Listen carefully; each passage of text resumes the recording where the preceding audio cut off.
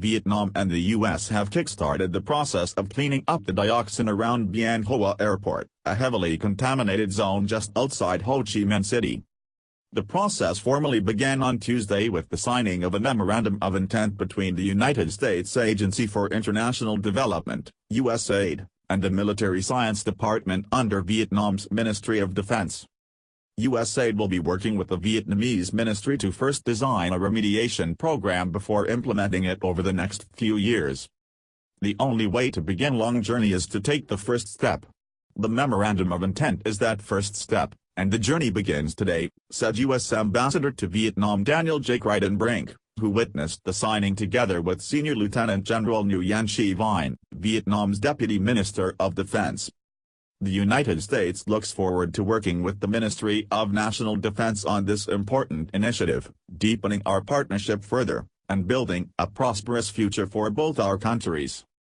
The campaign to decontaminate Bien Hoa is part of the two countries' cooperation that started in 2000 to resolve humanitarian and wartime legacies while continuing to strengthen their economic, cultural and security ties.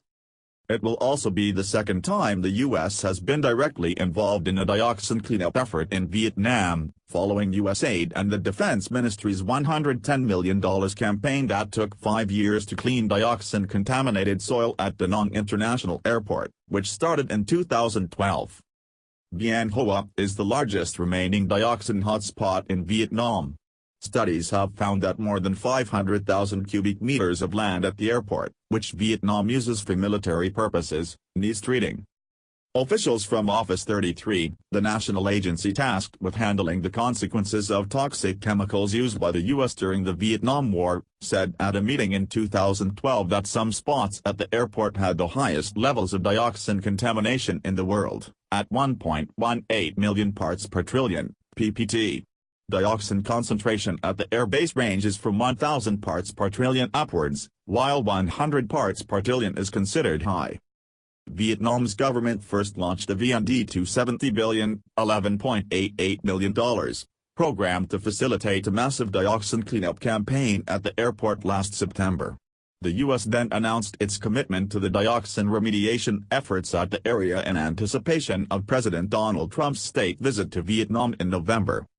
Between 1961 and 1971, the U.S. Army sprayed some 80 million liters of Agent Orange over 78,000 square kilometers, 30,000 square miles, of southern Vietnam.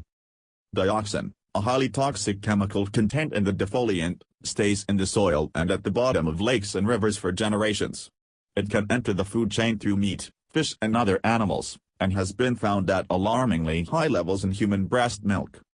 Between 2.1 to 4.8 million Vietnamese were directly exposed to Agent Orange and other chemicals that have been linked to cancers, birth defects and other chronic diseases before the war ended in April 1975, according to the Vietnam Red Cross. The video is sponsored by Cientronic.com.